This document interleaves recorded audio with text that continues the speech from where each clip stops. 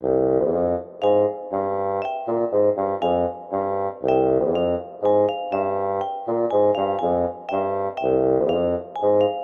guys, ini adalah video part 3 lanjutan dari video yang kemarin ya. Nomor 26, ini sudah masuk ke materi KSP. Ini kayak videonya lebih dari sejam ya. Ya oke lah. Bentuk persamaan tetapan hasil kali kelarutan atau KSP dari Ca3PO4 dua kali adalah kesetimbangan larutan. Ini ada dua istilah yang perlu kalian tahu, yaitu kelarutan S dengan hasil kali kelarutan. Kelarutan atau S adalah jumlah maksimum zat dapat larut. Jadi artinya kalau kalian menambahkan gula pasir ke dalam air hangat lah ya, gula pasir ke dalam air hangat, diaduk tuh larut, ditambah lagi, masih larut, ditambah lagi, sampai satu titik, dia nggak bisa larut lagi, artinya larutannya sudah jenuh. Nah, si S ini adalah jumlah maksimumnya, jadi, ntar aku pengen minum dulu. Jadi, ada satu titik maksimum, dia bisa larut, nggak bisa larut-larut terus. Nah, ada juga yang disebut dengan hasil kali kelarutan atau KSP. KSP adalah hasil kali konsentrasi ion-ion dari larutan jenuh garam. Contohnya, AgCl. AgCl ini kan garam nih. Terurai dilarutkan membentuk Ag plus dan Cl-. KSP-nya, atau ya, kalian biasalah nulis KC tadi, kesetimbangan, yaitu konsentrasi Ag plus dengan Cl-. Atau misalnya contoh lainnya Ag2SO4. Dia akan terurai menjadi 2 Ag plus dan SO4 2-. KSP-nya Ag plus kuadrat ya. Karena ini ada koefisien 2, terus SO4 2-. Nah, ada nggak hubungannya antara KSP dengan S tadi? Ada. Jadi kalau misalnya untuk AgCl yang reaksinya seperti ini, si kelarutannya ini S nilainya, ini juga S karena sama koefisiennya, jadi ini S, SS, maka KSP-nya sama dengan konsentrasi Ag plus dikali konsentrasi Cl-. Jadi S dikali S atau S kuadrat. Sementara untuk reaksi yang Ag2SO4, untuk Ag2SO4-nya ini S, ini 2 Ag plus berarti 2S, ini SO4 2- berarti S. Ya, jadi ini dikali 2 karena ada koefisien 2. Kita masukkan ke rumus KSP-nya sama dengan Ag plus kuadrat SO4 2-. Jadi 2S-nya ini juga harus kita kuadratkan ya. Aduh, ini lupa lagi kuadrat. Ini ada kuadrat ya di sini. Jadi 2S kuadrat dikali S sama dengan 4S pangkat 3. Gampang ya? Jadi untuk Ca3PO4, ya kita tulis dulu terurainya jadi apa. Ca3PO42 ini akan terurai menjadi 3Ca2 plus dan 2PO4 3-. Ini aku kayaknya salah ngasih tanda panah deh. Ini harusnya tanda panahnya biasa ya. Sorry, banyak banget kekurangan di sini. Tapi seenggaknya kalian dapat intinya ya. Maka KSP-nya Ca3 2 plus pangkat 3 karena koefisiennya 3, dan PO4 3- pangkat 2. Jadi jawabannya yang E. Oke. 27. Jika harga KSP Ag2S adalah A, maka kelarutan Ag2S dalam air adalah, ya kita cek dulu Ag2S ini kalau terurai menjadi apa? Jadi 2Ag plus tambah S2-. Ini S, ini 2S ya. Ini juga S karena koefisiennya 2. KSP-nya sama dengan Ag plus pangkat 2 S dikali konsentrasi S 2-. Nggak ada pangkatnya karena koefisiennya 1. Nah, 2S ini sama dengan Ag plusnya ini kan kelarutannya 2S. Jadi 2S-nya 2S kuadrat. S-nya, ya, untuk yang ion S-nya ini S. Jadi 4S maka 3 untuk KSP dari Ag2S. Tapi kan yang ditanya kelarutan Ag2S. Maka yang ditanya S-nya itu sama dengan apa? Kalau KSP-nya adalah A, maka A sama dengan 4S pangkat 3. Atau S sama dengan S pangkat 3 sama dengan A per 4. Ya, ini S pangkat 3 harusnya. Atau S sama dengan akar pangkat 3 dari A per 4. Atau seperempat A pangkat 1 per 3. Ya, jadi jawabannya yang D. Sorry ya, tadi sekali lagi nih harusnya ada angka 3-nya di sini. 28. Kelarutan CaCO3 dengan MR100 dalam air adalah dalam 100 ml air adalah 7 kali 10 pangkat min 4 gram. Maka harga KSP-nya berapa? Ya, kita cari dulu molaritasnya dengan rumus gram per mr kali 1000 per V. Ya, 7 kali 10 pangkat min 4 dibagi 100 mr-nya dikali 1000 per volumenya 100 mili.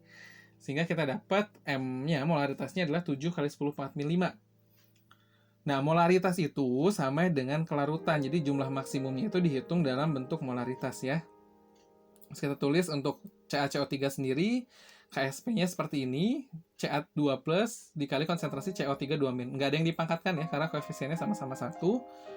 Berarti S dikali S untuk KSP-nya atau S kuadrat. Tadi kita dapat ini 7 kali 10 pangkat min 5, kita kuadratkan langsung jadi 49 kali 10 pangkat min 10 atau 4,9 kali 10 pangkat min 9. Ya, gampang ya, jadi jawabannya yang B. 29. Bila KSP CaF2 adalah 4 kali 10 pangkat min 12, maka kelarutan CaF2 dalam 0,01 molar CaCl2 adalah, jadi ini dilarutkannya justru dalam CaCl2 ya, si CaF2 ini bukan di dalam air. Di sini ada ion senama. Apa ion senama? Ini CaF2, CaCl2. Yang sama ada Ca. Ini yang disebut dengan ion senamanya. Nah, penambahan ion senama ini akan mengurangi kelarutan atau menambah jumlah endapan, namun tidak akan mengubah nilai KSP selama suhunya nggak berubah. Jadi, untuk CaF2 ini yang dilarutkannya ini, dia kan punya reaksi Ca2 plus tambah 2F min. Ini S, ini S, ini 2S. Ya, sehingga untuk yang CaCl2-nya juga sama. CaCl2 kotorannya menjadi Ca2 plus tambah 2Cl min. Di sini yang diketahui konsentrasinya adalah CaCl2. Jadi kalau CaCl2-nya 0,01, Ca2 plusnya 0,01, Cl min-nya 0,02. Untuk KSP dari CaF sendiri itu kan Ca2 plus dikali F min kuadrat. Atau kalau kita masukkan, di sini KSP-nya udah ada 4 kali 10 pangkat min 12. Yang ditanya kan kelarutan ya, berarti yang ditanya S. Nah ini, lihat deh. Ca2 plusnya aku nggak masukin S, tapi aku masukin 0,1 yang di sini, yang ion senamanya. Karena kalau dibandingkan antara Ca2 plus yang ada di CaF2 dengan Ca2 plus yang ada di CaCl2, ini si S-nya ini kan bertambah ya. Harusnya kan S ditambah 0,01 dong. Tapi karena S di sini jumlahnya cenderung kecil, makanya kita abaikan, kita ambil 0,01-nya aja. Si ion senamanya aja. Ya, jadi 4 kali 10 min 12 sama dengan 0,01 dari sini dikali 2S yang dari 2F min. Ya, sehingga kita dapatkan 4S kuadrat sama dengan, ini kan 4 kali 10 min 12 ya, dibagi 100, dibagi 10 pangkat min 2, bukan 100, dapatlah 4S kuadrat sama dengan 4 kali 10 pangkat min 10. Sehingga S-nya sama dengan, kita tinggal bagi 4 aja, jadi 1 kali 10 pangkat min 5. Nggak ada jawabannya di sini. Oke? 30. Larutan basa lemah tepat jenuh MgOH2 mempunyai pH 10. KSP basa tersebut adalah dengan pH 10, maka pOH-nya pasti 4 ya, dengan rumus ini, atau OH-nya 10 pangkat min 4. MgOH2 sendiri kalau terurai menjadi S, jadi Mg2 plus dan 2 OH min.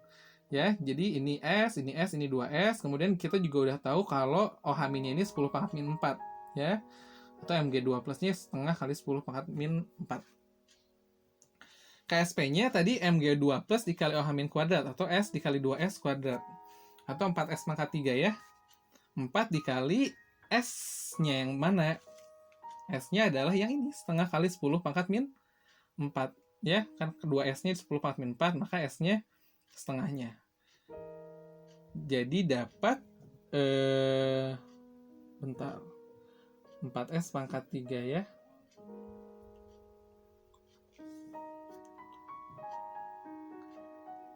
Ini kan setengah dipangkatkan 3 jadi 1/8. Jadi 4/8 ya. 4/8 setengah atau 0,5. Kemudian 10 pangkat min 4-nya pangkat 3. Jadi min 12. Ini 10 pangkat min 12 ya harusnya. Atau jadi 5 kali 10 pangkat min 13. Itu untuk soal nomor 30. Jadi jawabannya yang D. Ya, dia tanya KSP. Nomor 31. Dalam suatu larutan terdapat ion-ion Ca2 plus SR2 plus Ba2 plus dan Pb2 plus dengan konsentrasi yang sama. Apabila larutan itu ditetesi dengan larutan Na2SO4, maka yang mula-mula mengendap ialah yang mana? Oke.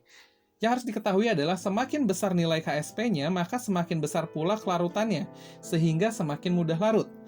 Atau zat yang paling dulu mengendap adalah zat dengan KSP terkecil karena makin sukar larut. Jadi kita cari yang KSP-nya paling kecil. Yang mana? Yang ini, yang C ya, BaSO4. 32. Diketahui data, kalian lihat di sana ada garam Ag, macam-macam garamnya dengan nilai KSP-nya masing-masing. Pertanyaannya, dari data tersebut, garam yang kelarutannya paling kecil, ya, garam yang kelarutannya dalam air paling kecil adalah yang mana? Yang kelarutan yang paling kecil pasti yang KSP-nya juga paling kecil, yaitu yang AgCN ya, yang E. Paham ya? Oke, sudah selesai itu tentang perasam basaan, mulai dari asam basa biasa sampai ke hidrolisis terus masuk ke KSP. Sekarang kita masuk ke koloid. Dari data di atas, oke ini ada datanya.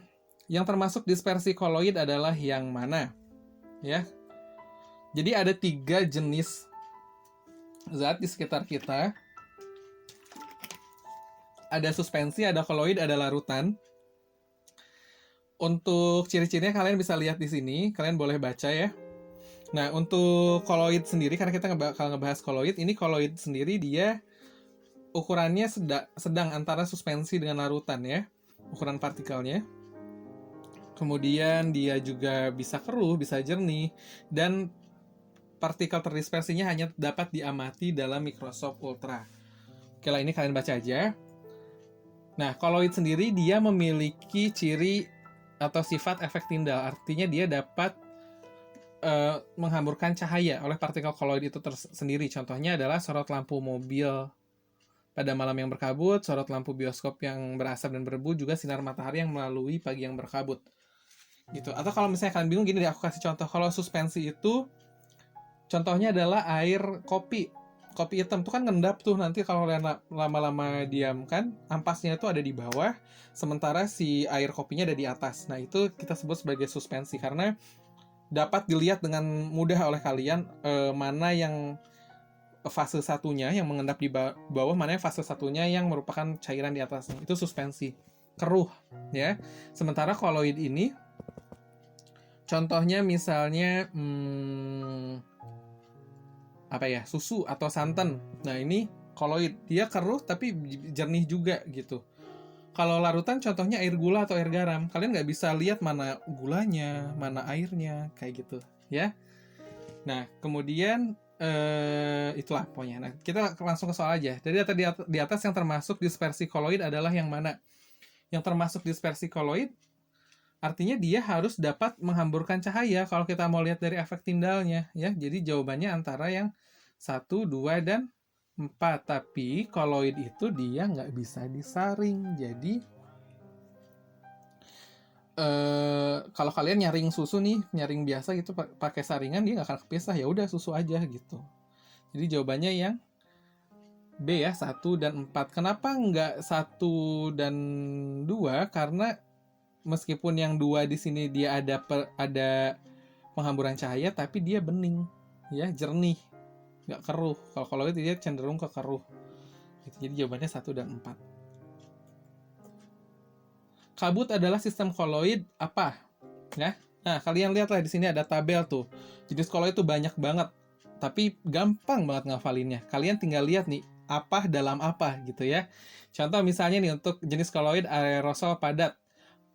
Fasa terdispersinya itu padat, medium pendispersinya gas. Jadi padat di dalam gas gitu. Gampang kan? Contohnya asap aja. Kalau asap tuh kan kalian ngelihatnya kayak oh ya udahlah gas warna hitam gitu. Tapi kalau kalian dekat-dekat asap cemong tuh mukanya. Berarti kan ada yang nempel tuh di muka. Yang nempel-nempel apa? Padatannya dong. Nah, berarti padat dalam gas itu asap. Ya. Atau aerosol cair misalnya kabut. Untuk aerosol cair itu dia cair di dalam gas nih. Cair di dalam gas. Kabut kalian ngelihatnya asap aja gitu. Seolah-olah asap kan, seolah-olah gas gitu kan. Tapi kalau kalian kena kabutnya itu sendiri, kok tiba-tiba bajunya jadi basah ya, atau tangannya kok jadi basah. Nah, itu berarti dia ada cairan di dalam gas tersebut, jadi dalam gas. Nah, ini untuk contoh-contoh lainnya kalian silahkan baca dengan cara yang aku contohin tadi, pasti gampang ngafalinya. Nah, tadi berarti kabut adalah sistem koloid apa? Zat cair di dalam gas. Jadi jawabannya yang B. Nah, ini contoh-contoh koloidnya ya. Asap, kabut, tinta, gelas berwarna, terus susu, agar-agar atau jelly, gelembung sabun, dan batu apung. Mereka adalah contoh-contoh koloid. Nah, nomor 36. Coba kalian nih, hubungan yang tepat antara zat terdispersi, medium pendispersi, jenis koloid, dan contohnya ditunjukkan oleh yang mana? Kita bahas ya satu-satu. Terdispersi, cair. Berarti cair di dalam gas. Mediumnya ya, cair di dalam gas. Aerosol cair. Betul salah?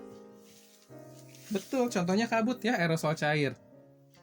2. Cair di dalam padat. Ya, cair di dalam padat. Emulsi padat. Betul nggak lipstick? Kita lihat dulu yang ketiga ya. Padat di dalam gas. Aerosol padat. Betul nggak asap? Betul ya. 4. Cair di dalam cair.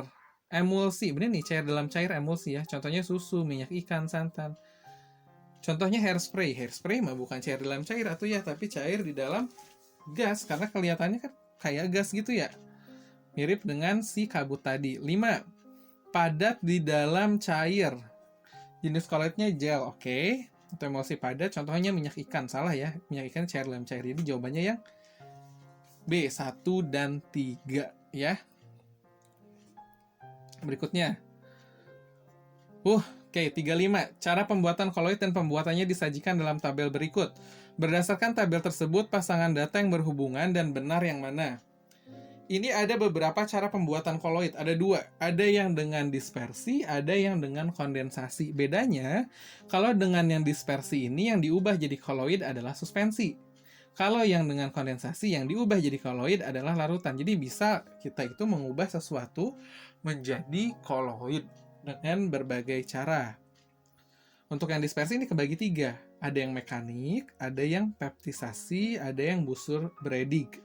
Sementara untuk koloid kondensasi itu juga ada 4 cara. Ada redox, ada hidrolisis, ada substitusi, ada penggantian pelarut. Karena ini panjang, silakan kalian pause. Kemudian kalian baca. Oke? Udah di pause nih ceritanya. Jadi jawabannya yang mana nih? Berdasarkan tabel pasangan data yang berhubungan dan benar adalah yang C ya, 2 dan 5. Jadi untuk dispersi membuat sol emas dengan cara busur Brady, kalian bisa lihat di sini penjelasannya. Kemudian yang 5, dispersi mencampurkan AgNO3 dengan larutan HCl nih. Dengan menambahkan HCl ke dalam endapan AgNO3. Paham ya? Oke. 37. Di antara zat berikut yang tidak dapat membentuk koloid liofil jika didispersikan ke dalam air. Jadi koloid itu kebagi 2 ya. Ada yang dia itu sifatnya liofil, ada yang sifatnya liofob. Jadi kalau yang liofil ini dia dapat menarik medium pendispersinya, kalau yang liofob nggak bisa. Ya, contohnya kalian bisa lihat masing-masing di sini. Kemudian untuk yang liofil ini efek tindalnya lemah, gerak brownnya tidak jelas, efek tindalnya untuk liofob efek tindalnya jelas, gerak brownnya juga jelas. Nah, apa itu gerak brown? Jadi, koloid itu punya beberapa sifat. Ada efek tindal, ada gerak brown, ada adsorpsi, ada koagulasi, ada elektroforesis, ada dialisis, ada koloid pelindung. Banyak, tapi kalian pasti bisa. Oke? Jawabannya adalah belerang, karena belerang ini untuk soal nomor 37 yang tidak dapat membentuk koloid liofil, artinya sifatnya liofob, jelas yang belerang ya, karena di sini contohnya ada tuh, belerang liofob. 38. Berikut ini beberapa contoh penerapan sifat koloid dalam kehidupan sehari-hari. Sifat adsorpsi dan koagulasi koloid ditunjukkan dalam contoh nomor berapa. Berarti kalian perlu paham ke berapa nih? 1, 2, 3, 4, 5, 6, 7. Ke 7 sifat koloid ini. Untuk bisa ngejawab pertanyaan yang ini ya. Adsorpsi dan koagulasi. Apa itu adsorpsi? Adsorpsi adalah penyerapan. Penyerapan ion oleh permukaan partikel koloid. Jadi di sini ada FeOH3, dia bisa menyerap ion H+. Ada AS2O3, dia bisa menyerap ion S2-. Nah, itu sifat adsorpsi yang dimiliki oleh koloid ya, dan bisa diaplikasikan di pemutihan gula, pewarnaan tekstil, atau norit sebagai obat diare. Kalian tahu lah pasti yang hitam-hitam itu. Nah, terus kalau koagulasi apa? Koagulasi ini adalah penggumpalan. Jadi kalau misalnya koloid ini ketemu sama koagulan atau satu zat, dia dapat menggumpal, kemudian kehilangan muatannya dan akhirnya mengendap ke bawah. Contohnya adalah pembentukan delta di muara sungai karena tanah liat di sana mengendap setelah bereaksi dengan elektrolit air laut, atau penambahan tawas untuk pembersihan air. Itu koagulasi ya. Jadi jawabannya untuk soal nomor 38, sifat adsorpsi dan koagulasi ditunjukkan oleh nomor yang mana? Betul, 3 dan 5 ya. Norit untuk obat diare, juga penambahan tawas pada pengolahan air minum. 39. Pada umumnya masyarakat menggunakan tawas. Nah, yang tadi kan, tawas untuk pembersihan air. Jadi jawabannya yang B.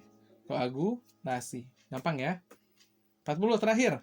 Proses kegiatan sehari-hari yang termasuk penerapan dialisis dan efek tindal pada koloid adalah, nih aku jelasin satu-satu ya sifatnya. Efek tindal, terhamburnya cahaya oleh partikel koloid. Tadi sempat dibahas. Ini dapat diamati di sorot lampu proyektor di gedung bioskop atau sorot lampu mobil pada malam hari. Gerak Brown. Nah, gerak Brown ini adalah gerakan partikel koloid yang lurus dengan arah tak menentu. Jadi koloid itu partikelnya nggak diem. Dia terus bergerak dengan arah yang tak menentu tapi lurus ya. Kemudian dialisis. Dialisis ini adalah pemurnian koloid dengan menempatkannya dalam kantung membran semi permeabel dan mengalirkan air sehingga pengotor akan keluar dari dispersi koloid. Ini aplikasinya di proses cuci darah. Atau kalau kalian punya membran semi permeabel, bisa menggunakan balon, kalau nggak salah. Kalian isi balon itu dengan susu, karena kalian nggak yakin nih, ini susu yang aku beli beneran susu murni nggak ya? Kalian isi dengan susu, kalian ikat, terus di bawah keran kalian alirkan air, nanti si airnya yang ada di dalam susu itu, dia akan keluar melalui membran. Jadi kalian dapat susu murninya yang di dalam kantongnya tadi. Ya, itu dialisis. Tapi aplikasi yang paling sering muncul di soal itu adalah proses cuci darah. Berikutnya ada elektroforesis, adalah pergerakan partikel koloid karena pengaruh medan listrik.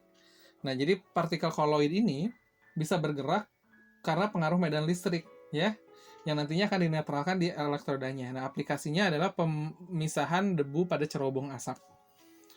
Yang terakhir ada koloid pelindung, agar koloidnya itu tidak mengendap atau memisah, jadi diperlukan koloid lain, gitu ya. Contohnya adalah penambahan gelatin, atau ini juga koloid, pada pembuatan es krim juga koloid, agar es krimnya tidak menggumpal. Jadi, yang termasuk penerapan dialisis dan efek tindal pada koloid adalah untuk soal yang ini nomor 1, dialisis proses cuci darah, dan 2, lampu sorot bioskop. Sudah selesai? Sudah.